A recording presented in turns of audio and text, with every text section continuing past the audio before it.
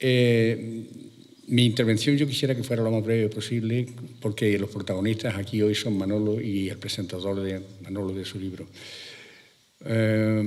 Manuel Jesús Parodi Álvarez es nuestro asociado y además es el vicepresidente de nuestra Asociación de Amigos del Libro, pero sobre todo es un historiador. Y como historiador tiene unos rasgos que a mí no me canso de repetirlo. Nunca da la historia por cerrada. Nunca. La historia dice esto y él dice, no, hay que dar un paso más. Y lo da. Para mí es el gran compañero, el gran amigo y un honor pues tenerlo como tales, ¿no?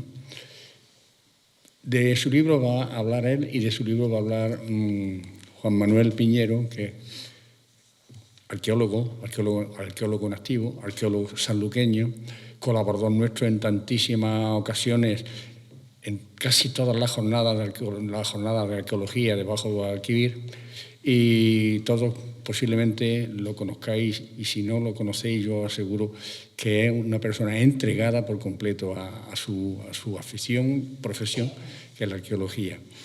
Por mi parte, cederé la palabra a mi colaborador en estas actividades, que es Manuel Reyes, porque esta actividad, junto con otras de esta Semana del Libro y de la Cultura, pues hemos hecho conjuntamente la programación de varias actividades. Una de ellas es esta, nos queda todavía otra más, y nuestra colaboración va a seguir para adelante, si Dios quiere, porque creo que aúna a dos colectivos que tienen la misma preocupación, la cultura, la actividad cultural en sus diversas manifestaciones, y yo me siento a gusto. Paso a mi colega. Iba a decir el micrófono, no, aquí tenemos dos. Muchas gracias por su asistencia una vez más. Bueno, muy bien.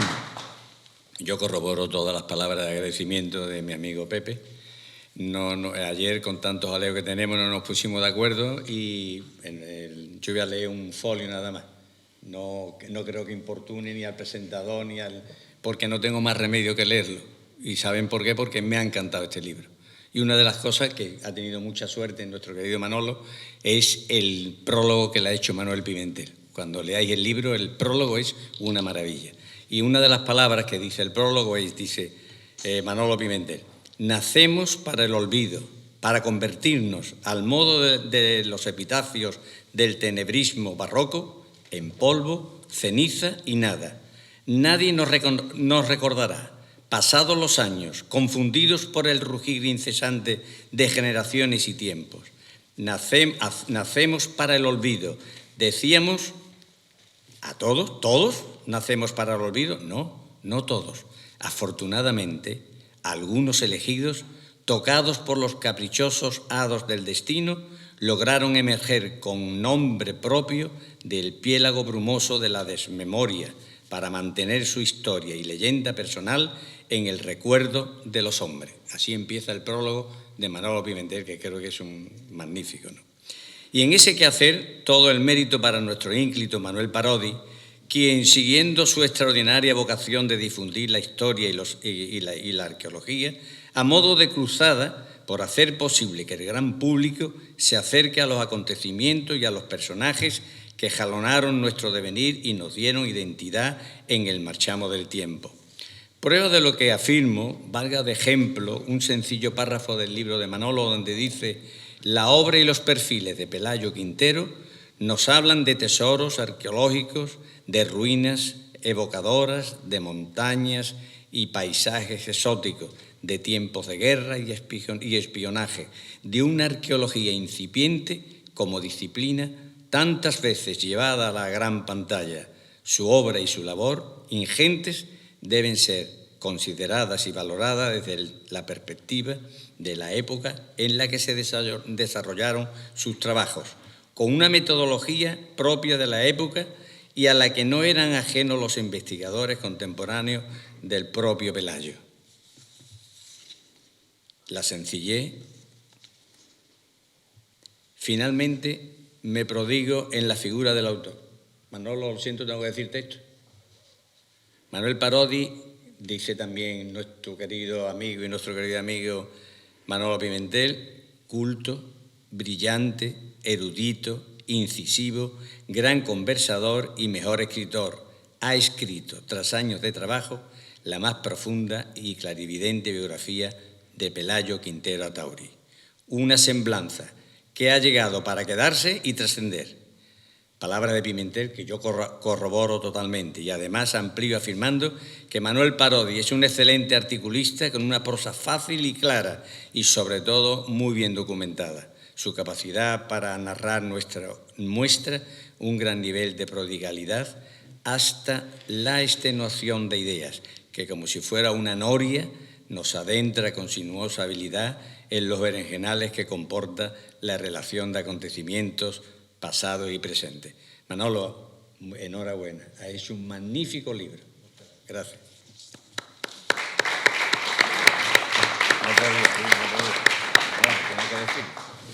Juan Manuel Piñero tiene la palabra. Ay, perdona. Sí, sí, vaya que sí que pesa, ¿eh? Bueno, buenas tardes. Toca dar las gracias, como no, a la Casa Fundación Medina Sidonia y particularmente a la persona de Lilian Dalma, porque una vez más acoge un acto íntimamente relacionado con la cultura. Tu discurso, Lilian, antes ha sido para mí un poco decir, vale, sí que sirve, claro que sirve la cultura. Es que debe de servir la cultura, porque si no, sí que estamos absolutamente perdidos. Entonces, gracias realmente también a todos vosotros por asistir aquí, por venir, por acompañar a Manolo, por querer conocer su obra, su libro. Y yo quisiera destacar, en primer lugar, que para mí ha sido un enorme placer y un privilegio el poder leer el libro de Manolo y un privilegio, evidentemente, que él me designara de alguna forma, me dijera: Juan Manuel, ¿quieres presentarme el libro? Y yo, evidentemente, dije que sí, Manolo, claro, aunque sé que hay otras muchas personas que podrían estar ahora mismo aquí sentadas por tu amistad, porque son personas realmente que llevan muchos más años trabajando en el ámbito de la arqueología y demás. Pero bueno, yo te lo agradezco que me hayas dado este privilegio y realmente Manolo es una persona pródiga en el sentido más generoso, por todo lo que lleva desde hace 3 décadas produciendo, todo lo que lleva desde hace 3 décadas regalando, ¿no? Compartiendo. Es una persona que siempre implica a los compañeros de oficio, a los compañeros de profesión. O sea que para mí, Manolo, es una auténtica satisfacción el que tú me hayas otorgado llamémoslo, privilegio de estar aquí sentado contigo. De todas formas, quisiera advertir que es muy difícil presentar a Manolo y que, claro, él me dice, preséntame, pero para mí es una enorme responsabilidad, Manolo. Entonces, claro, yo también, igual que Manolo Reyes, he acudido a la idea de que Manuel Pimentel ha hecho un prólogo excelente, brillantísimo. Entonces, invito a todos, evidentemente, a que lo lean, a que vean cómo Manuel Pimentel presenta tanto a Manolo como a su obra. Y para mí, bueno, es tranquilizador saber que hay un prólogo excelso. Y si es palpable que mi presentación no es la más válida, pues bueno, ahí está ese colchón que es el de Manolo Pimentel, ¿vale?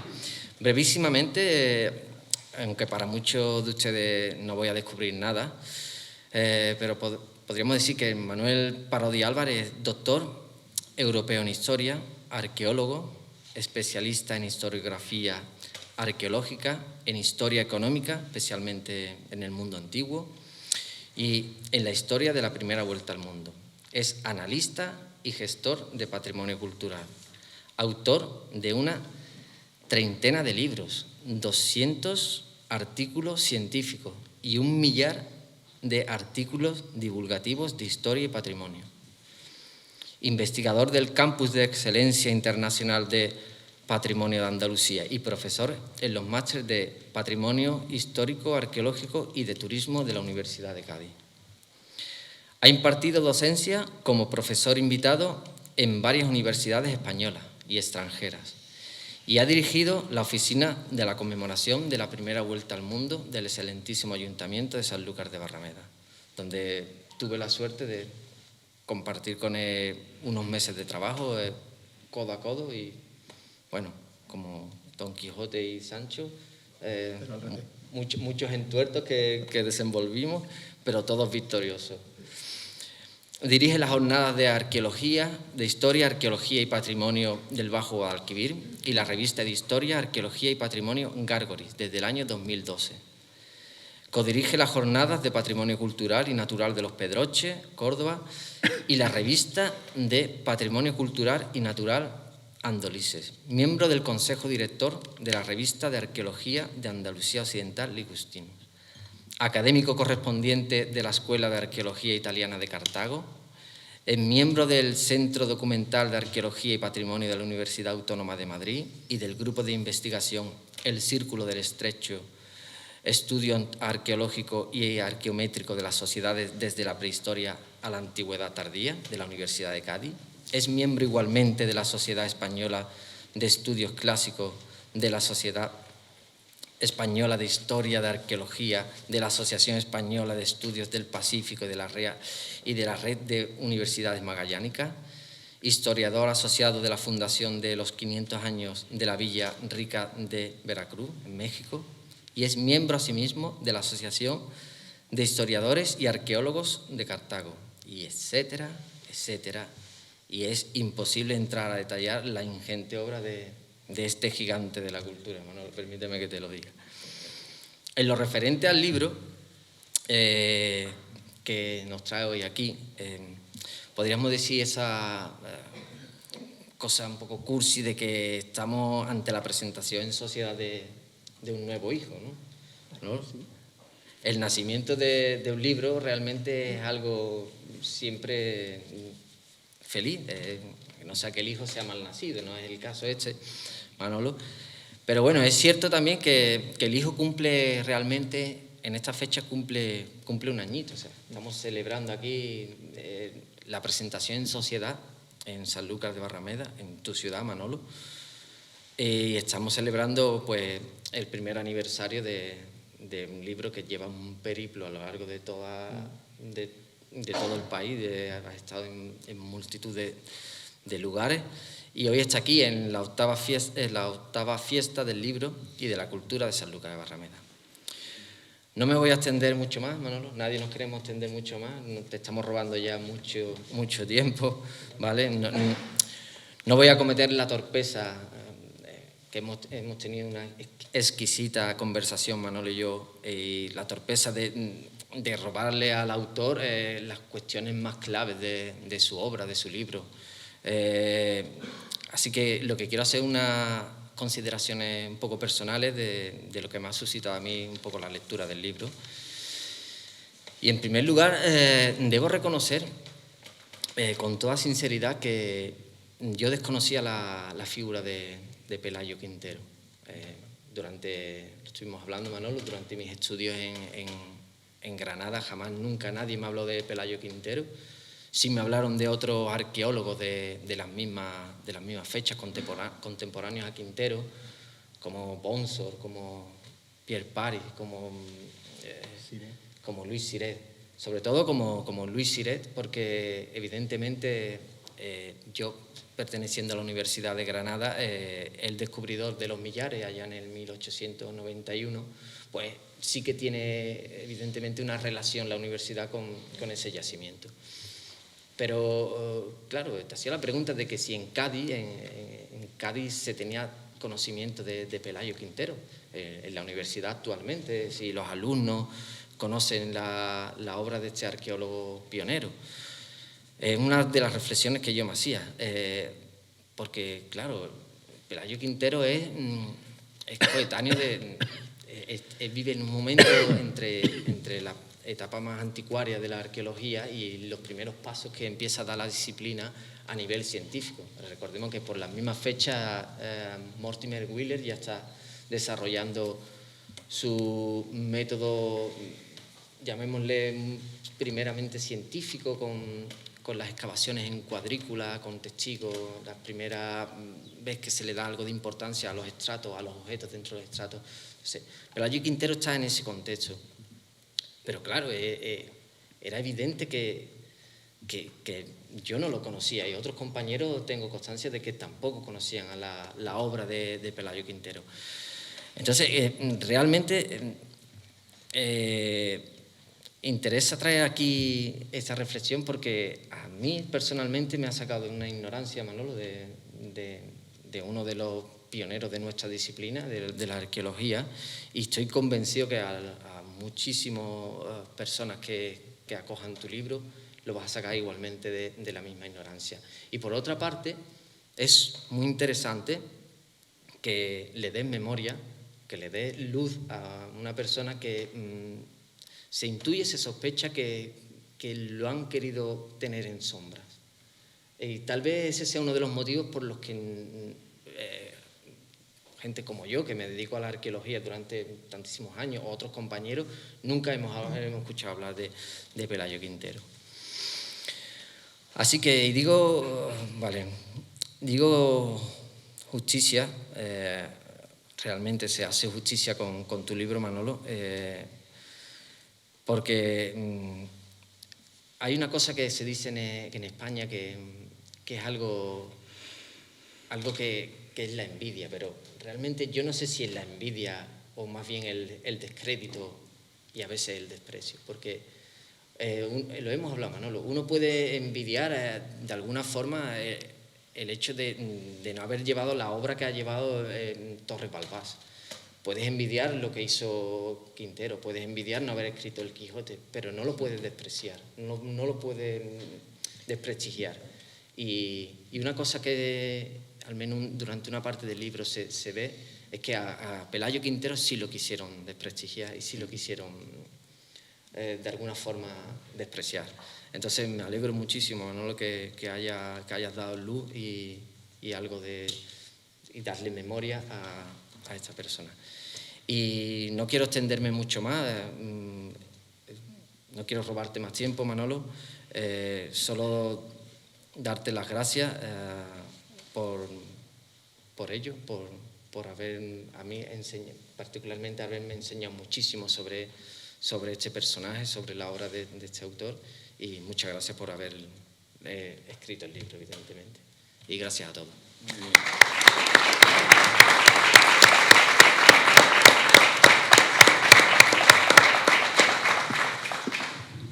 Pues nuestro autor toma la palabra ahora y les va a convencer de lo que yo estoy muy convencido, de que además de un gran historiador y un gran investigador, es un gran divulgador. Es algo que siempre te he reconocido y te reconoceré. Muchísimas gracias. Bueno, pues muchas gracias a todos. Y muchas gracias a la organización de esta actividad, a nuestra anfitriona, la Fundación Casa de Medina Sidonia, por una vez más acoger aquí una actividad cultural del Ateneo, de los amigos del libro y también, ¿por qué no?, de quien habla, ¿no?, en primera persona, que dice un amigo mío que empieza a hablar en primera persona del singular, que siempre estoy con la reflexiva, la pasiva y el plural majestático y nunca se me entiende bien. Muchísimas gracias. Muchas gracias, por supuesto, a la organización de la 8ª Fiesta del Libro y la Cultura, el excelentísimo ayuntamiento, que es representado por nuestro concejal delegado de Cultura, don Manuel Lobato, y el resto de las entidades que participan en la actividad. Por supuesto, no menciono ninguna porque me dejaría muchas fuera, y creo que hablar de la casa común de los sanluqueños, que es el ayuntamiento, pues lo engloba un poco todo, ¿no? Y muchas gracias también a la librería Forum por participar en todas estas actividades y por estar hoy aquí, además, poniendo no un grano de arena, sino una montaña de arena, no de libros, pero sí casi una pesada caja de libros. Muchas gracias a Forum por hacer también posible esta presentación, ¿no? Y a los amigos y colegas que estáis todos aquí acompañándonos hoy. Por seguir con el capítulo de agradecimientos, a la mesa, ¿no? A la mesa que me acompaña, a mis amigos Pepe y Manolo, presidentes ambos de entidades de las que formo parte desde hace ya un par de añitos, tanto el Ateneo como la Asociación de Amigos del Libro de la Biblioteca Luis de Guilas, ¿no? Y en ambos casos por la confianza que me muestran y me han mostrado al permitirme formar parte de sus respectivas juntas directivas, porque yo fui cocinero en el Ateneo antes de ser fraile en los Amigos del Libro, y no está mal el bagaje, ¿no? Y at least, but not last, al final, pero no el último, como se dice, ¿no? A mi amigo y colega Juan Manuel Piñero Palacios, que es historiador, que es arqueólogo, que es sanluqueño y que pone una pica en Flandes porque, amigos y amigas, la arqueología es siempre ardua y la arqueología en Sanlúcar ni os cuento.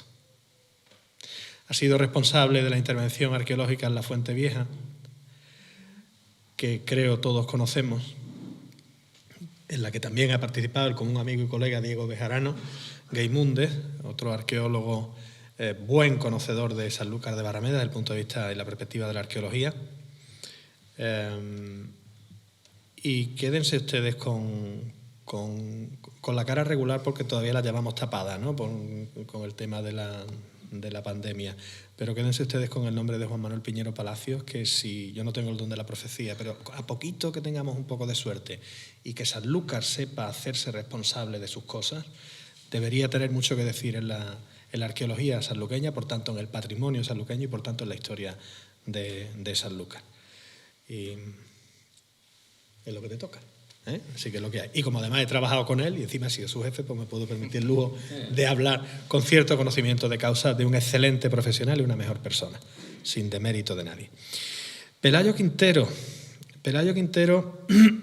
por supuesto que agradeceré siempre el prólogo de Manolo Pimentel, que cordialísimo, y si él dice que yo soy incisivo, no hay más que ver lo bien que escribe, ¿no?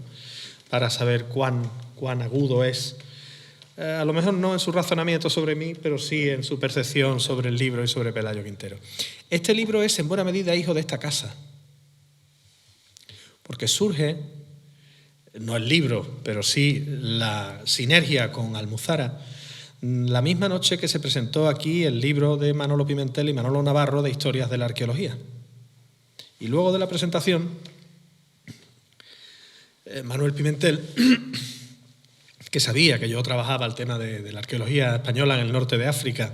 Por cierto, hay libro nuevo que antes o después presentaremos aquí, Dios mediante, andando el año, ¿eh? Hay libro nuevo mío sobre la historia de la arqueología española en el norte de África. Pero Manolo Pimentel, sabiendo que yo trabajaba estos temas y sabiendo que trabajaba la figura de Pelayo Quintero, que es uno de los padres, de los pioneros de la arqueología española en términos absolutos, por tanto de la arqueología europea y de la arqueología norteafricana, me tiró el guante, me dijo, bueno, ¿y tú cuándo vas a publicar la biografía de Pelayo Quintero? Y yo, que tengo lo que en algunas partes de la geografía nacional llamarían un cuajo tremendo, que de verdad que parezco mucho más malo y más listo de lo que soy, que como dirían en mi casa, no me las pienso, pero además sin malicia ninguna, no se me ocurre otra cosa que responderle que algo así como el libro de Pelayo Quintero cuando encuentre un editor.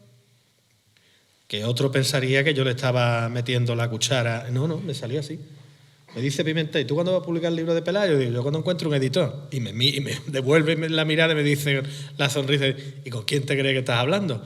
Digo, hecho, nos dimos la mano y aquí está el libro. ¿Eh? Y así, literal.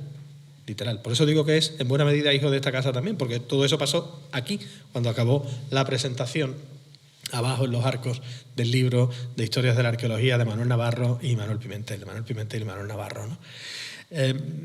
¿Quién es Pelayo Quintero? ¿Quién era Pelayo Quintero? No quiero hacer spoiler porque está ahí el libro y está ahí la librería, y quien quiera pues puede acercarse, ojearlo, y llevárselo puesto además. Pero Pelayo Quintero es, como digo, como se ha dicho, uno de los pioneros en términos absolutos de la arqueología en España y en el norte de África, en Marruecos. Es muchas cosas a la vez. Es un gran gestor cultural, un gran gestor de patrimonio. Es un hijo de es un hijo de su siglo. Pensemos que este hombre nace en 1867, reinando Isabel II y siendo su padre gobernador civil de Cuenca. Es nieto de un juez togado militar, de un coronel togado militar, Policarpo Atauri. Es hijo de la oligarquía terrateniente isabelina, por tanto cristina. Son una familia de honda raigambre liberal en el siglo XIX, el siglo de las guerras carlistas. Y su familia siempre fue cristina y liberal, incluso la rama navarra de la familia, por parte materna. Eso va a marcar mucho su carácter y su personalidad, y yo creo que incluso su devenir histórico. Para ubicarnos, imagínense ustedes un niño de provincias, un chico de provincias de Cuenca, que nace a la sombra del monasterio de Euclés, sede de la Orden Militar de Santiago en España, sitio de batallas históricas tanto en las guerras napoleónicas en 1809 como en la Reconquista, y digámoslo así, que se cría al calor de ese monasterio de Euclés y de la prosperidad y la bonanza de su familia, que es rica de cuna, que tiene tierras, que tiene viñas, que tiene tierras de pan, y al que por obligación familiar lo hacen estudiar Derecho. Una familia en la que hay varios hermanos, uno es militar, otro es diplomático, este es el abogado, pero este, una vez que termina Derecho en la Universidad Central de Madrid, antecesora de la Complutense, pues decide que ya que ha hecho lo que la familia le ha obligado a hacer, y ya es abogado, pues va a estudiar lo que le gusta. Y lo que le gusta es Bellas Artes e Historia. Y luego tiene la suerte de que tiene un tío, un marido de una tía abuela suya, que fue Román García Soria. Román García Soria era el arqueólogo responsable de las excavaciones de un yacimiento que entonces se llamaba Cabeza del Griego, que hoy es el yacimiento de Segóbriga, la ciudad romana de Segóbriga, en el municipio de Saelices, en la provincia de Cuenca, muy cerquita de su pueblo, y que yo les animo, si ustedes no lo conocen, a que hagan una visita cuando menos virtual, porque es una ciudad espectacular con todos los avíos que tiene que tener una ciudad romana, hasta circo tiene, reconvertido en necrópolis paleocristiana. Allí donde este niño echa, este joven estudiante que hace la carrera en Madrid, curso por curso, cuando llega el verano, se va con la fresquita a un cerro manchego a excavar con su tío Román García Soria. Eso es vocación que creo que conocemos todos, lo que cuando nos preguntan ¿dónde va? Yo de prospecciones, en agosto a Jaén, y eso lo hemos hecho el que más y el que menos todos, ¿no? Y excavar en Écija en verano, en fin, esas cosas normales y corrientes que hace uno, y después, claro, uno envejece, se le cae el pelo, engorda, y tú, qué mal te ha tratado la vida. No, es que no hagas arqueología, olvídate. Otro tanto puede decirse del mundo de la documentalística y los archivos, donde se está sometido a todo tipo de malas posturas y además de ácaros y etcétera, etcétera, etcétera, con perdón. En cualquier caso, Pelayo Quintero es una persona que, y decía todo esto para llegar a no extenderme demasiado, una persona que a lo largo de su vida cumple con su vocación y cumple con un sentido íntimo y a la vez universal de justicia. Es una persona profundamente honesta y profundamente justa. Y hay ejemplos a lo largo de su vida, los que queramos. No ya de anécdotas contadas por personas que le conocieron o cuyos padres le conocieron, que también tenemos testimonios aquí, sino por el testimonio de la documentación de primera mano que canta. ¿Por qué digo yo que Pelayo Quintero no es franquista y es un represaliado de la dictadura? Pues porque en toda la documentación que emite Pelayo Quintero, todavía como director del Museo de Bellas Artes de Cádiz, en plena guerra civil, no adopta las salutaciones franquistas ni las dataciones franquistas. Él se va a despedir como director del Museo de Bellas Artes de Cádiz cuando en correspondencia oficial del museo, ojo, no correspondencia privada, que cada uno puede hacer lo que le parezca, sino como director del museo. Él, cuando se despida, se despedirá con la típica salutación de queda suyo afectísimo, beso a usted las manos, beso a VM las manos, nada de no sé cuál año triunfal, arriba España, viva Franco. Y cuando eso lo está haciendo desde una posición oficial, es que se está enfrentando a una situación con la que no está de acuerdo. Llegado a un punto, me da igual a qué situación injusta se esté enfrentando. Se está enfrentando a una situación injusta Y lo está haciendo desde el ethos, desde la ética, que es algo universal y a la vez íntimo y personal, que no es la moral, que es una cuestión cultural, social e histórica. Lo está haciendo desde el mismo ethos del guerrero de la antigüedad que llevaba a alguien a, por creer en aquello, en lo que se había comprometido y por el empeño de su palabra, no modificaba su conducta en tanto en cuanto creyera que era justa y defendía siempre la causa de la justicia y hacía, bueno, pues disparates tremendos o proezas maravillosas, ¿no? Como por ejemplo dar la primera vuelta al mundo, como hizo Juan Sebastián del Cano finalmente. Quintero es otro buen vasallo si hubiese un buen señor. Es una persona íntegra que, por salpicar un poco este discurso disperso que estoy haciendo, llega, por ejemplo, a tener derecho a recibir 4 sueldos públicos. Las cosas de otros tiempos, estamos hablando de los años 20 del siglo pasado. Y el tío renuncia a 3. Porque no le parece ético cobrar por 4 sitios distintos. Vale, que era una persona benestante. Pero es que era su derecho. Legalmente podría haberlo hecho. Y renunciaba a esas nóminas, pero no lo hacía a tontas y a locas. Por ejemplo, a su nómina como director del Museo de Bellas Artes de Cádiz renunciaba, pero en pro del museo, en beneficio del museo, de manera que ese dinero no revirtiera en la caja general o caja tonta del Estado, sino que revirtiera en las propias finanzas del Museo de Bellas Artes de Cádiz. Quintero es una persona comprometida con el patrimonio, con la cultura, con la socialización del conocimiento. Es, por ejemplo, ahora que estamos en la fiesta del libro y la cultura en Sanlúcar de Barrameda, es uno de los directos responsables de la celebración del Día del Libro en Cádiz, de la institución del Día del Libro en Cádiz. Y hay fotos deliciosas, alguna de ellas creo que también está aquí, de la Real Academia Hispanoamericana de Cádiz. Él fue presidente de la Real Academia Hispanoamericana de Cádiz, presidente de la Real Academia de Bellas Artes de Cádiz, delegado regio de Turismo, delegado regio de Bellas Artes, presidente de la Comisión Provincial de Monumentos de Cádiz, director del Museo de Bellas Artes, el Museo Provincial de Bellas Artes de Cádiz, catedrático de dibujo en la Escuela de Bellas Artes de Cádiz, de la que también fue durante bastante tiempo director, arqueólogo responsable de las excavaciones y los trabajos de campo en Cádiz. Luego haremos alguna incursión más por aquí. Ya en Marruecos, a donde se le traslada en 1939, cuando él observa que en el Museo Arqueológico de Tetuán, que dirige, no se producen visitas de niñas marroquíes, denota, él ve que debe haber un problema con la escolarización de las niñas marroquíes, bien porque no están debidamente escolarizadas, bien porque no se las lleva al museo. Por tanto, a los niños españoles y los niños marroquíes sí, a las niñas españolas sí, en distintos colegios de la ciudad de Tetuán, pero a las niñas marroquíes no.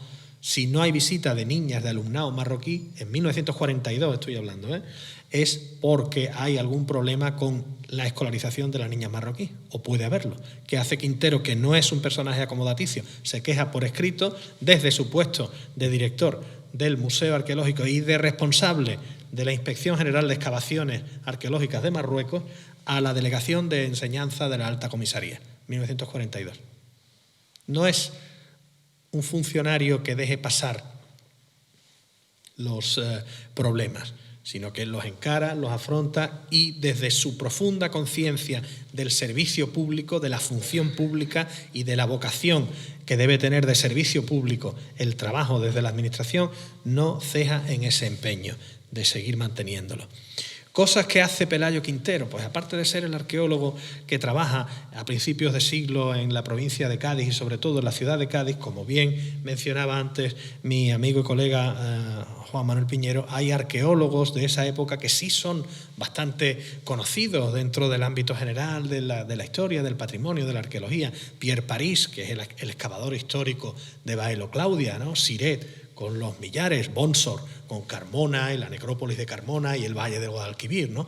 Y a Quintero, sin embargo, o Schulten, y hago un silencio para que sean puntos suspensivos, y a Quintero, sin embargo, no se le conoce. Y cuando se hablaba de Quintero hace unos años, créanme ustedes que había colegas que entrecomillaban la palabra arqueólogo cuando se referían a Pelayo Quintero. Quintero, arqueólogo, o las excavaciones, entre comillas, de Pelayo Quintero en Cádiz, cuando su metodología arqueológica no solamente no es peor que la de la época, sino que en muchos aspectos, el uso, por ejemplo, de la fotografía arqueológica, el uso del dibujo arqueológico, las reconstrucciones antropomórficas, antropométricas, saben ustedes que ahora se hacen reconstrucciones en 3D de figuras humanas, eso lo hace Quintero y está recogido aquí en 2 dimensiones, no en 3, pero con dibujo. Como es catedrático de dibujo y un excelente dibujante, es capaz de coger un cráneo y reconstruirte una cara. Y ese documento lo he visto yo, y lo he escaneado yo, y lo he fotografiado yo, y lo he reproducido aquí. Y ese documento es de las excavaciones de Quintero, que en cualquier caso datan de la década de los 10, 20 y 30 del siglo pasado. Es decir, grosso modo de hace 100 años. Y este tío, en vez de tirar los caracoles y las cañadillas, las dibujaba y utilizaba, de la manera que podía, la malacofauna dentro del registro arqueológico. Eso se ha tirado hasta hace 2 telediarios, con perdón, hasta los 90 eso se tiraba, ¿vale? Y no solamente el uso de la malacofauna y la restitución que lo de la restitución, yo cuando me vi esos dibujos de Quintero, esa secuencia, con la foto del cráneo y los 2 dibujos que hay de reconstrucción de la cara del individuo, me pareció alucinante. Que alguien tuviera simplemente la idea de hacer eso hace 100 años y que encima lo hiciera. No, sino que además es una persona que excava con metodología, la metodología de la época, y publica absolutamente todo lo que excava. El Anuario Andaluz de Arqueología lleva sin publicarse desde hace más de una década. Lo dice uno que tiene varios artículos pendientes de publicar en el anuario y que de una manera u otra tiene alguna responsabilidad en 3 revistas de arqueología, historia y patrimonio en el ámbito andaluz. No lo digo por darme aire, lo digo porque realmente es fundamental la publicación del conocimiento y la socialización del conocimiento. Si los historiadores, de los cuales en esta sala hay maestros sentados, nos limitáramos a escribir para nosotros y hablar para nosotros, pues nos lo pasaríamos muy bien, pero nuestro trabajo perdería todo el sentido social que un historiador que se sabe como tal sabe que acompaña al oficio, la responsabilidad social de la historia, la responsabilidad social del historiador, que es algo que este hombre tuvo presente desde siempre y a lo largo de toda su vida. Fue él sí un grandísimo divulgador histórico. Publicó muchísimos artículos de divulgación histórica en tantos medios como pudo y renunciando incluso a la autoría. Hombre, daba pistas, porque si no firmaba Pelayo Quintero, pero firmaba como el cronista de Uclés o un ucleseño, tanta gente de Uclés no había en Cádiz a principios del siglo XX. Bien, pero huía del excesivo protagonismo que suponía que a lo mejor en las revistas que él coordinaba, con el Boletín Provincial de Bellas Artes, pues no había suficientes mimbres para presentar artículos de distintos investigadores y de distintos autores, con lo cual huía de que el 90% de los artículos estuvieran firmados siempre por Pelayo Quintero Atauri. De lo que no huía es de que, bendito país, como no había dinero para publicar, dinero público, para publicar el Boletín de Bellas Artes de la provincia de Cádiz, Quintero lo pagaba en secreto de su bolsillo. Y lo pagó durante años. Y no se supo por él. Se supo años más tarde por el secretario del Boletín que, queriendo honestamente hacer justicia, dijo que por fin se había recuperado la publicación del Boletín de Bellas Artes, que durante años había sido abonado, había sido pagado por don Pelayo Quintero Atauri. Disculpen si me ven mirando el móvil, lo que intento controlarme es la hora, no es otra cosa. De anécdotas está llena la vida de Quintero Atauri, pero también de cuestiones estructurales. De cuestiones estructurales, un hombre que he dicho que nace en 1867, muere en Tetuán en 1946, está enterrado en el cementerio católico de Tetuán. Cuando vayan ustedes a Tetuán no hagan lo mismo que hice yo, si van a intentar encontrar la tumba de Quintero, que me metí en el cementerio militar. Claro, es que no la encontré, claro que no la encontré, está en el cementerio católico, pero en el civil. Lo que pasa es que yo le dije al taxista, lléveme usted al cementerio católico, me llevó al cementerio militar. Y, en fin, las fotos están también aquí publicadas gracias a doña Ana María Gálvez concejala de Cultura del Ayuntamiento de Uclés, alcaldesa que ha sido del Ayuntamiento de Uclés y una de las principales promotoras de la recuperación de la figura de Pelayo Quintero, que sigue teniendo la plaza mayor de su pueblo a su nombre en Uclés y que cuenta con un busto que ha puesto en su ciudad, su ayuntamiento y la Asociación Cultural Urcela, que es la asociación cultural potente de la villa de Uclés. Decía que está salpicada de anécdotas, y luego entramos en algunas de las cuestiones estructurales. Pensemos solamente, si ustedes han leído la, para mí, estupenda novela del tiempo entre costuras de María Dueñas, o han visto la serie, ese es el Tetuán de Pelayo Quintero, literalmente hablando. Si ustedes han visto la película Casablanca, que está ambientada en el Marruecos francés, en Casablanca, esa es la época también de Pelayo Quintero. La época de Pelayo Quintero en Marruecos es la Segunda Guerra Mundial. Este señor llega allí en julio con L del 39 y mantiene todas sus responsabilidades hasta su muerte en octubre del 46. Entre otras anécdotas, también está recogido aquí su entrevista con el cónsul americano en Tánger. Saben ustedes que en 1940 España ocupa Tánger. El mismo día que los nazis entran en París, los españoles ocupan Tánger. Aquello de la hermandad de armas. Y parece ser que la representación diplomática estadounidense se mantuvo en Tánger durante toda la Segunda Guerra Mundial. Pues unos pocos meses antes de los desembarcos aliados en Marruecos en 1942, que abrieron el verdadero segundo frente de la Segunda Guerra Mundial y que supusieron el final definitivo de la presencia del Eje en el norte de África y el prólogo a la caída de Italia con el posterior desembarco en Sicilia en 1943, pues antes de esta maniobra que era un remedo del desembarco de Galípoli en la Primera Guerra Mundial, Churchill, tal como intentó abrir un segundo frente atacando al miembro más débil del bando enemigo en la Primera Guerra Mundial, atacando a Turquía en Galípoli en 1915, repitió la maniobra con el norte de África en 1942 con los territorios de la Francia de Vichy, de la Francia del colaboracionista, exacto. ¿Qué es lo que sucede? Pues que meses antes de esos desembarcos, miren ustedes qué casualidad, el cónsul americano en Tánger no tiene otra cosa que hacer que pasearse por Tetuán, manteniendo entrevistas y reuniones con algunos de los personajes fundamentales de la alta comisaría española, entre ellos Pelayo Quintero Atauri. Yo dudo mucho que el cónsul americano en Tánger estuviera aburrido ni fuera tan amante de la arqueología norteafricana como para ir a ver 2 veces el Museo Arqueológico de Tetuán, que es magnífico, es el museo arqueológico más antiguo de Marruecos, y es el segundo más importante después del Museo Arqueológico Nacional de Rabat, y fue fundado por los españoles en 1923, va a cumplir el año que viene 100 años. Pues dudo mucho que el cónsul americano y Quintero hablaran de arqueología única y exclusivamente. Una persona que, de acuerdo con la biblioteca que tenía, hablaba inglés, porque Quintero tenía bastantes publicaciones en inglés, y Quintero seguramente se defendería en inglés, pudiera hablar inglés, otro sí, que el cónsul americano en Tánger hablara español.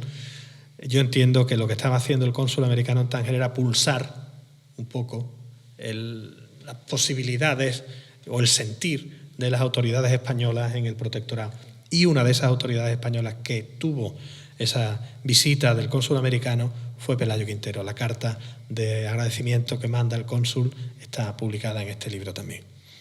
Digo esto por lo que se refiere al anecdotario de la figura de Pelayo Quintero. Una persona que aterriza en Cádiz, es largo de contar, que llega desde una trayectoria relacionada con las bellas artes, después de haber estudiado bellas artes e historia, como dijimos al principio, y que llega a Cádiz por oposición. Pero antes de eso, de haber llegado a Cádiz como profesor de la Escuela de Bellas Artes, viniendo de un recorrido que le ha llevado a Granada, que le ha llevado a Málaga, que le ha llevado a Sevilla, donde ha desempeñado sus funciones como profesor de Bellas Artes y ha sido académico de las provinciales de Bellas Artes de allí. Quintero era correspondiente de las Reales Academias de la Historia y las Bellas Artes también, al elenco de cosas que hemos dicho antes y las muchas que se nos quedan en el tintero. Quintero aterriza en Cádiz como un paracaidista en último extremo en 1893, comisionado por la Real Academia de la Historia para hacer una serie de trabajos arqueológicos de gabinete, calcos y dibujos de piezas arqueológicas del recientemente creado, del creado en ese año Museo Arqueológico Provincial de Cádiz, que se crea en 1893, como ustedes bien saben, al calor del hallazgo del sarcófago masculino en 1887. Quintero aterriza en Cádiz y empieza a asumir responsabilidades y a desarrollar trabajos como un motor de gasoil, es decir, sin pausa. Al final de su periplo gaditano, Quintero lo ha sido prácticamente todo. Para él será fundamental la instauración de la República, porque él, un monárquico alfonsino que pertenece al sector liberal de la España del bipartidismo, él está en la órbita de Cayetano del Toro, de Segismundo Moret y de Sagasta, la caída de la monarquía, con la que él estaba fundamentalmente y muy estrechamente ligado, le supondrá la pérdida de confianza del nuevo gobierno y del nuevo Estado de la República, y entonces pues dejará de ser delegado regio de Turismo y Bellas Artes, evidentemente no va a ocupar esos puestos con el nuevo gobierno, y quedará como presidente de las Reales Academias Hispanoamericanas de Bellas Artes, eso sí, en su puesto del Museo de Bellas Artes gaditano, eso también, y por supuesto también en la Escuela de Bellas Artes.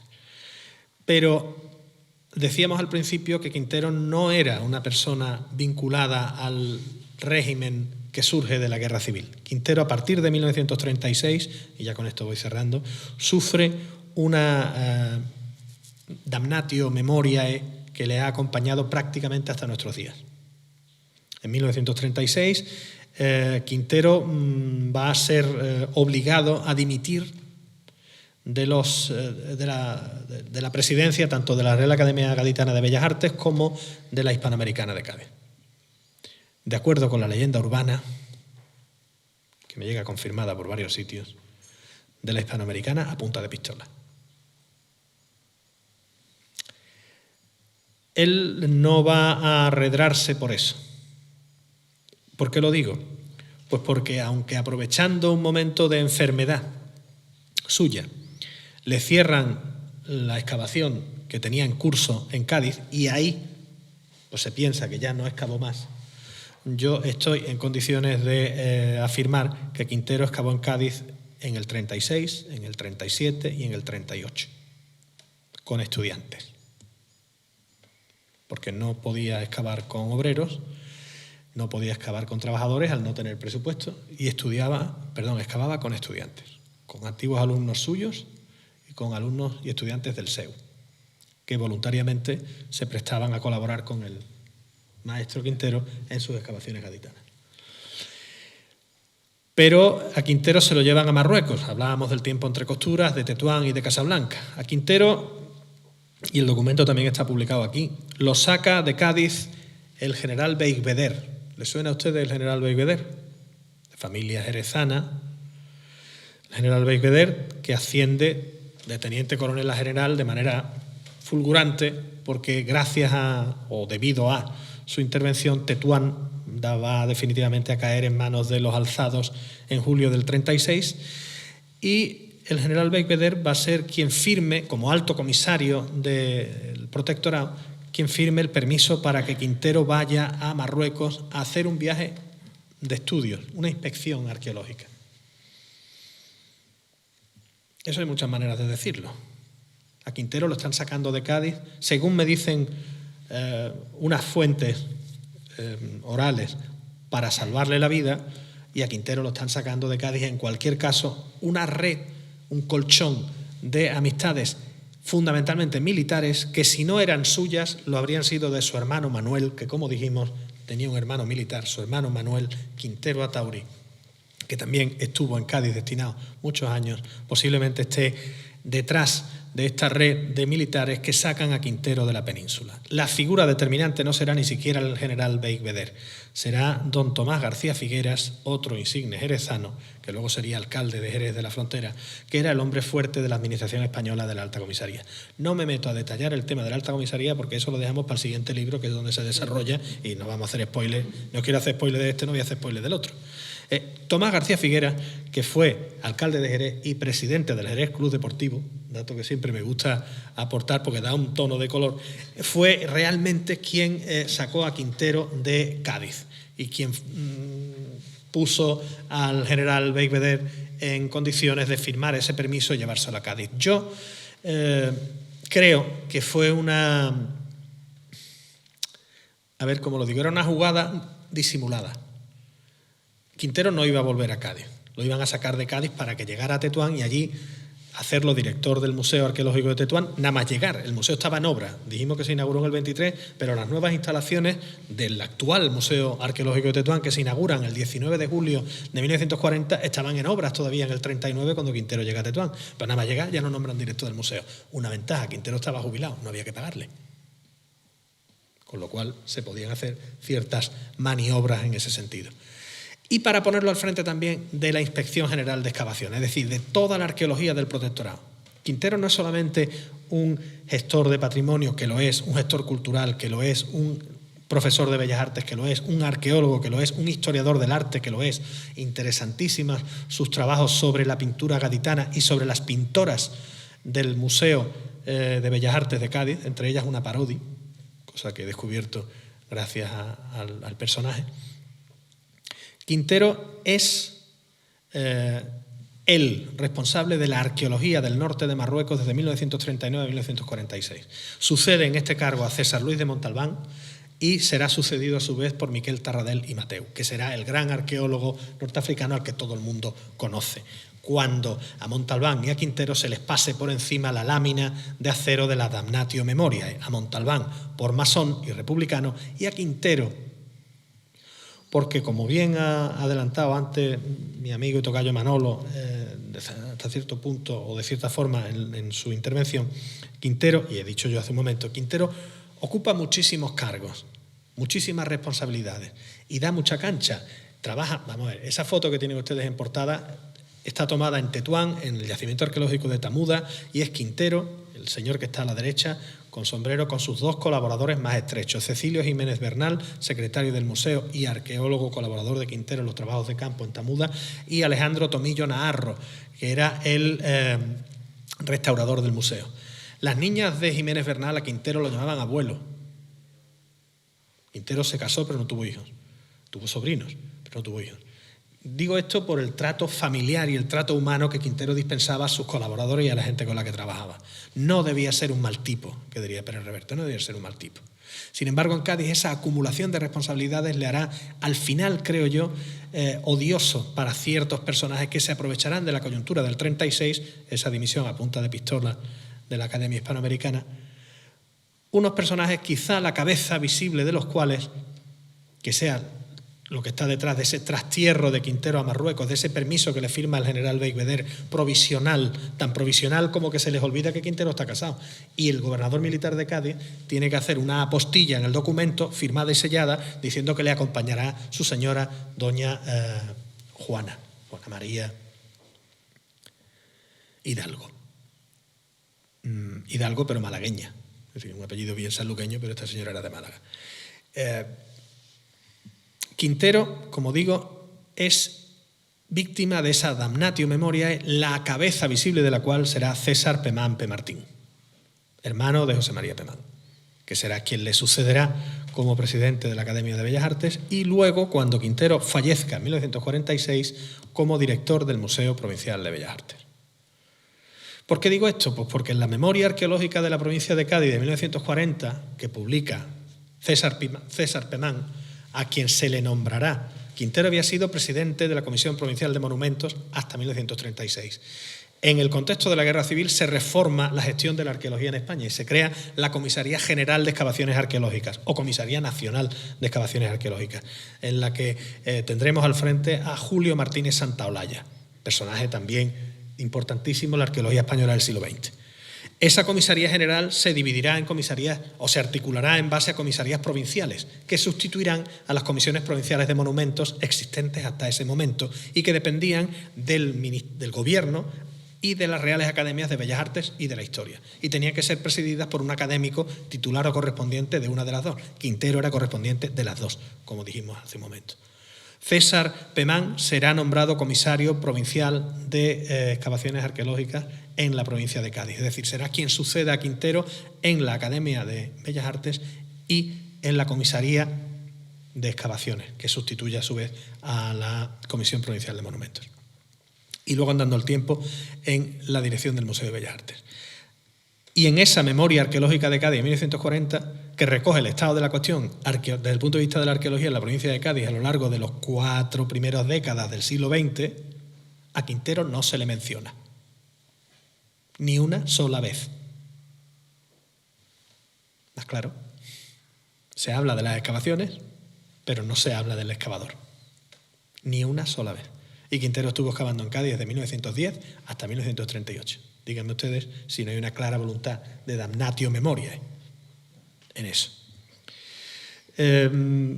Por cerrar el capítulo y mi intervención y abrir el turno a que quien quiera pues, pueda preguntar o comentar o decir lo que le parezca, decir que en buena medida el patrimonio, algunos de las señas de identidad del patrimonio gaditano, de esas cosas que cuando uno ve en la tele reconoce inmediatamente como Cádiz, sobre todo como Cádiz ciudad, pero como Cádiz en general, no serían como son sin Pelayo Quintero. El castillo de San Marcos del puerto de Santa María se restaura siendo Pelayo Quintero presidente de la Comisión Provincial de Monumentos y delegado regio de Turismo y delegado regio de Bellas Artes. Y ahí trabajan mano a mano Quintero e Hipólito Sancho de Sopranis. Será una intervención más o menos kitsch, más o menos Viollet-le-Duc, pero se hace en ese momento. La Plaza de España de Cádiz y el monumento a las Cortes de Cádiz no existirían sin Pelayo Quintero, porque ese monumento se iba a inaugurar en 1912. Pelayo Quintero fue comisionado por Cayetano del Toro, alcalde de Cádiz, para la organización, formó parte de la comisión y luego fue el comisionado general de la conmemoración del primer centenario de la Pepa. El monumento a las Cortes de Cádiz se tenía que haber inaugurado en 1912. A veces las cosas de palacio van despacio, se inauguró en 1928. Durante esos 16 años es solo y fundamentalmente la insistencia de Pelayo Quintero Atauri, y aquí siempre hago alusión a la película Don R que R de Paco Martínez Soria, en paralelo jocoso, es esa insistencia de Quintero la que consigue que ese monumento no se abandone. Y no solamente no se abandone, sino que se monte. Y tiene el tío la espalda así de ancha de hacer que en este país se le ponga un monumento a la Constitución, a las Cortes y a las libertades bajo la dictadura de Primo de Rivera. Porque en 1928 el presidente del Consejo era don Miguel Primo de Rivera y Orbaneja, segundo marqués de Estella.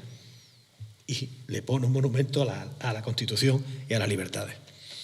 Como tampoco existiría el panteón de padres doceañistas en la iglesia de San Felipe Neri en Cádiz, que fue iniciativa de Pelayo Quintero, ni el lapidario de la fachada de esa iglesia. Ni tampoco se habría recuperado la memoria del Comodoro Rivadavia, ni existiría su placa en el consulado de Argentina. Y posiblemente tampoco el Teatro Falla de Cádiz sería como es.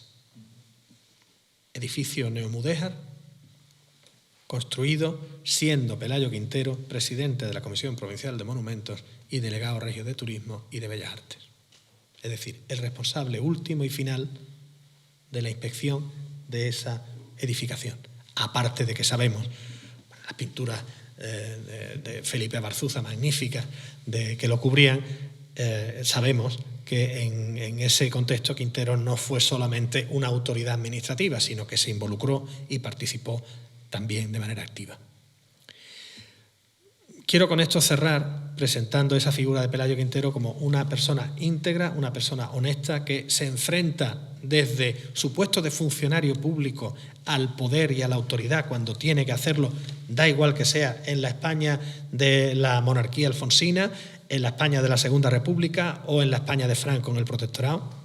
Da lo mismo, este hombre no se casa con nadie y por eso decía al principio que es un hombre con un hondo sentido de la justicia y de la honestidad. Quizá eso le pasó factura a lo largo de toda su vida y quizá eso es lo que ha llevado a que esa damnatio memoriae que se tendió sobre él se haya conservado prácticamente intacta hasta hace bien poco tiempo. No me quiero arrogar para nada el papel de develador de nada, simplemente decir que la figura de Pelayo Quintero merece una consideración mayor de la que había recibido y que su obra queda, afortunadamente, porque sus publicaciones están en la librería Raimundo de Cádiz, en la Plaza de San Francisco. Con un poco de suerte pueden encontrar ustedes, y estará muy bien que así sea, tanto su magnífico libro sobre las sillerías de coro de las catedrales españolas, de 1928, si no recuerdo mal, como las memorias de excavación en Cádiz, de las que se hacían muchas copias y algunas han llegado a las librerías de viejos, como los boletines de Bellas Artes. Pero si no lo encuentran ahí, en la Biblioteca de Temas Gaditanos están, y en los fondos documentales del Museo Arqueológico Provincial también se pueden encontrar, amén de las Reales Academias de Cádiz. Con lo cual, tenemos la posibilidad de que Quintero siga hablando por sí mismo sin necesidad de valedores, de muletas ni de micrófonos del siglo XXI, que es lo mejor que tiene el personaje, que cuando se le quita la cremallera de la boca, como creo que ya ha llegado a ser el caso, se defiende y se vale por sí mismo. Y así creo que debe ser considerado como un pionero de nuestra arqueología y de la gestión pública del patrimonio, algo que no es fácil, que no está bien pagado, o mejor dicho, que no está pagado, y que al final siempre te termina pasando factura. Muchísimas gracias a todos por la paciencia.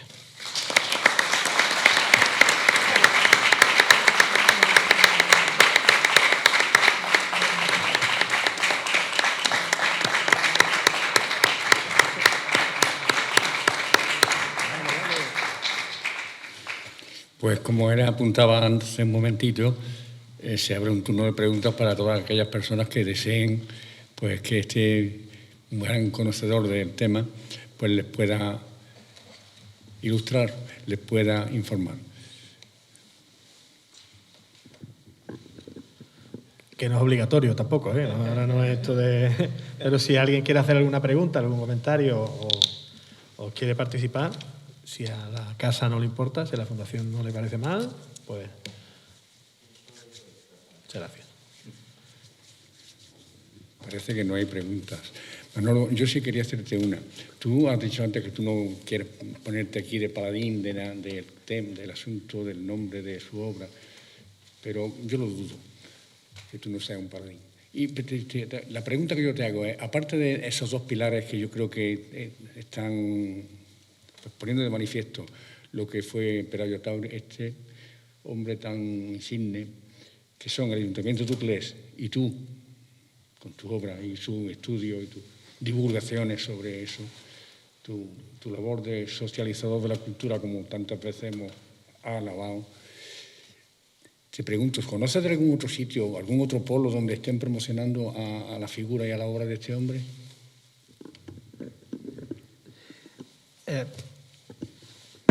A ver, bien es cierto que hay una cosa buena aquí, ¿no? Que Quintero es profeta en su tierra. Y eso es muy importante, porque, vuelvo a decir, la plaza mayor de su pueblo se llama Plaza Pelayo Quintero desde 1925, que lo hicieron cronista oficial de la villa y le dedicaron la plaza mayor del pueblo. Que ya entonces Quintero no era ni terrateniente allí porque había vendido sus propiedades, ni tenía influencia allí, vivía en Cádiz. Es decir, que no se lo hicieron por hacerle la pelota, lo hicieron por convicción y porque el hombre ya pues, tenía méritos para ello. ¿Qué pasa? Que llega un momento, esto es una digresión, pero llegamos, ¿no? Llega un momento en el que hay quien tiene la iniciativa en la villa de Uclés, me refiero a los años 2006, 2007, de cambiar el nombre de la plaza y ponerle el nombre de otro ucleseño ilustre, el general Félix Sanz Roldán, que fue director general del CNI, del Centro Nacional de Inteligencia, y que es de Uclés. Entonces le plantearon, hubo una iniciativa en Uclés para cambiar el nombre de la plaza de Quintero y ponerle el nombre de este señor, del general Sanz Roldán, pero incurrieron dos factores. Uno, que el ayuntamiento de Uclés se vio con una patata caliente en las manos, porque claro, no querían, por una parte, quitarle el nombre del ucleseño ilustre de antaño, pero tampoco incurrir en el desagrado de un ucleseño ilustre contemporáneo con tanta importancia. Se resolvió un poco por la labor de promoción de la figura de Pelayo Quintero que hicieron desde el propio ayuntamiento para dar a conocer a los vecinos quién era y por qué la plaza llevaba ese nombre y por qué era una plaza que, bueno, desde 1925 hasta 2007, pues van, qué sé yo, 80 años, ¿no? Y, en fin. Y luego también porque el general Félix Sanz, hay que decir, yo no lo conozco, nunca he hablado con él, pero a mí me pareció una muestra de bonomía, ¿no?, de caballerosidad, que se negó. Dijo que si le querían poner una calle, que él estaría encantado de que en su pueblo le pusieran una calle, una placa o lo que fuera, pero no a costa de quitarle el nombre a un cruceño ilustre de antaño, fuera quien fuera, y más si era un historiador y cronista oficial de la villa. Y entonces el hombre, pues, contado por la alcaldesa, que es la que me lo ha contado, Ana Gálvez, pues con toda delicadeza declinó, no que le hicieran un homenaje en su pueblo, sino que fuera a costa de otra persona. Eso yo creo que dice mucho también de este personaje, ¿no?, el contemporáneo.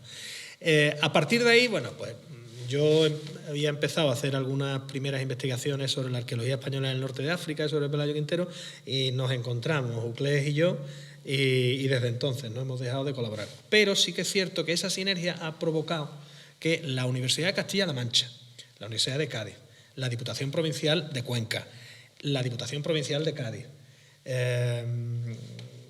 en Marruecos. Exacto, la Dirección General de Bellas Artes del Norte de Marruecos, el Museo Arqueológico de Tetuán, se hayan implicado con mayor o menor protagonismo, mayor o menor liderazgo, no protagonismo, en la promoción, bueno, en la recuperación de la figura de Quintero y de su obra a través del tiempo, ¿no?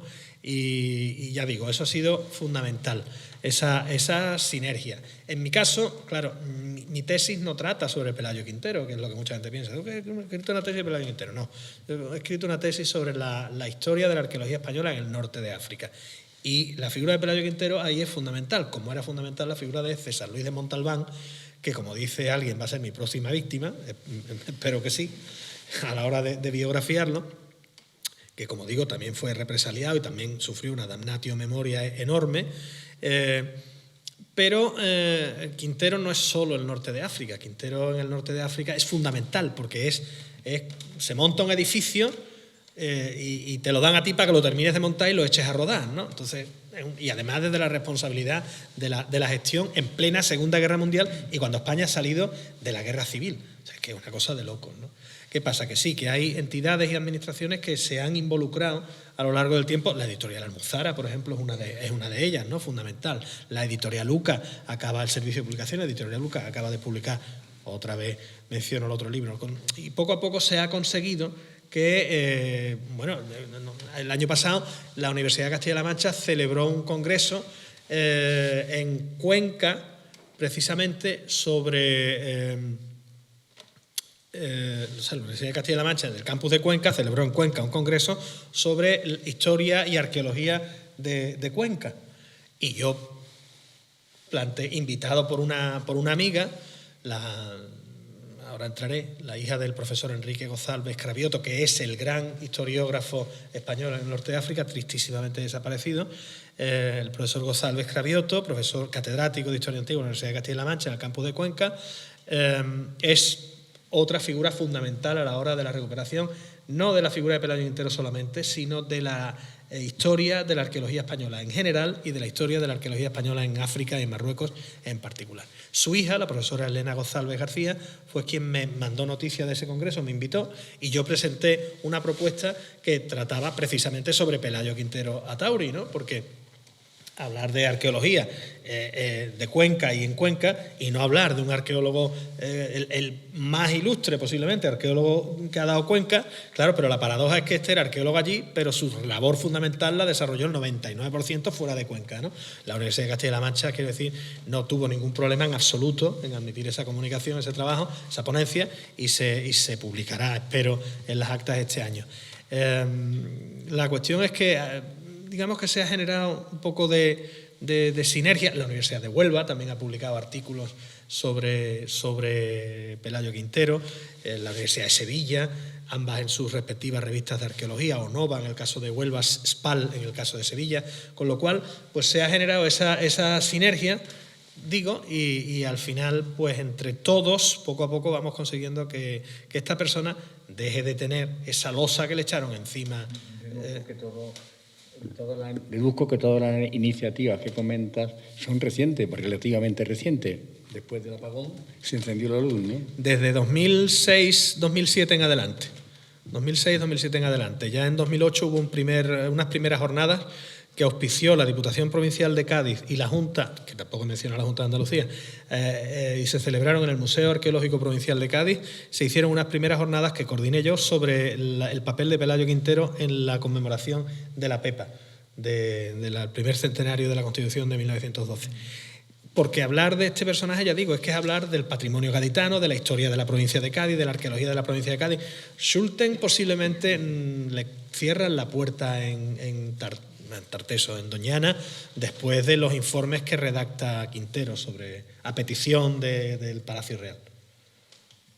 Quiero decir que hay mucho, y sin embargo no es que tuviera fijación con Schulten ni ojeriza, porque a Pierre París, el responsable de la arqueología provincial era Quintero, y Huelva, o sea, el coto no estaba ni en la provincia de Cádiz, pero a Quintero se le piden informes, él contesta y esa es la gota que colma el vaso para que a Schulten ya no se le deje seguir excavando en Huelva, que es una decisión que no toma Quintero. Sin embargo, la misión arqueológica francesa de la Casa de Velázquez en Baelo pues sigue trabajando. Y si me permiten ustedes una última o penúltima anécdota para que veamos cómo es el personaje.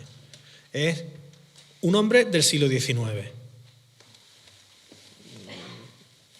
Quijote, Valle Inclán, esa es la estética, ¿no?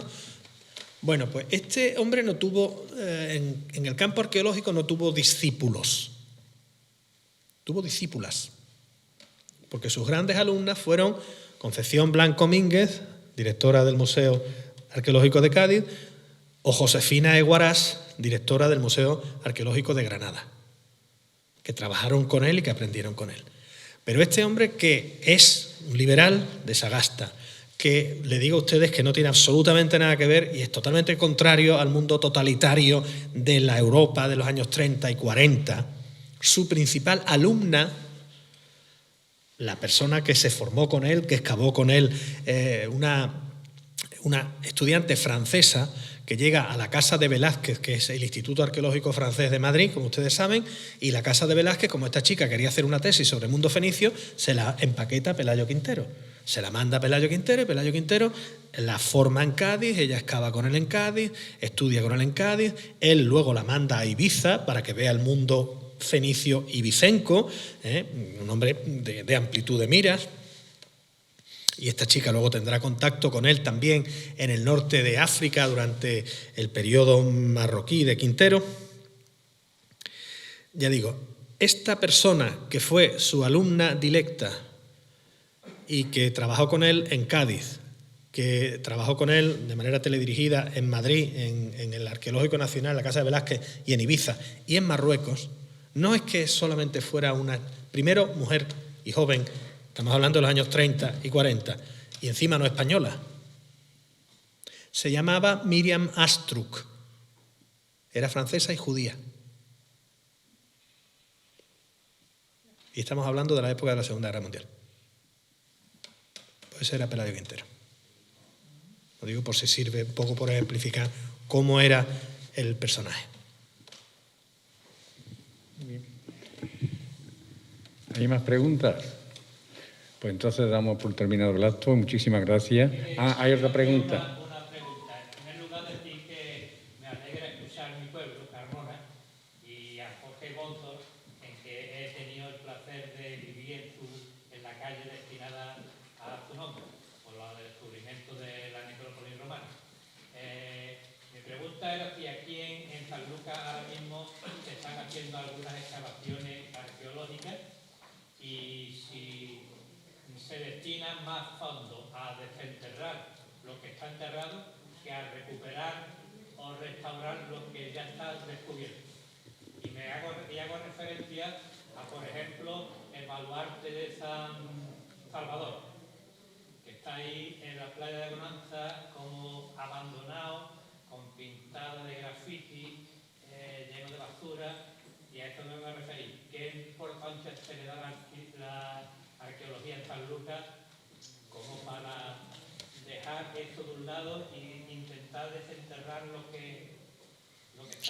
Bueno, la arqueología no es solamente desenterrar, como usted bien ha señalado, y eso trasciende un poco de los fines de la presentación de hoy, porque no venimos a hablar de arqueología sanluqueña. En cualquier caso, como digo,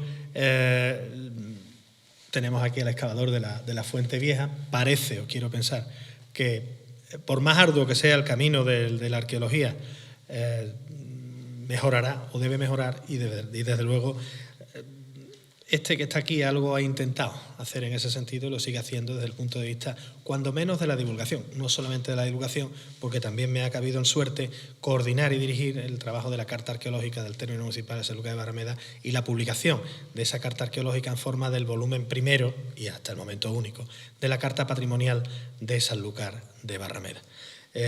Por lo demás, es de esperar que, como decía al principio, si esta ciudad tiene un poco de vista y se da un poco de margen, la persona que tengo a mi derecha tendrá mucho que decir en un futuro, espero que no muy lejano, en el campo de la arqueología sanluqueña. No es por cortar, pero si parece, seguimos hablando ya fuera de micrófono y de una manera más distendida. Muchas gracias. Muchas gracias.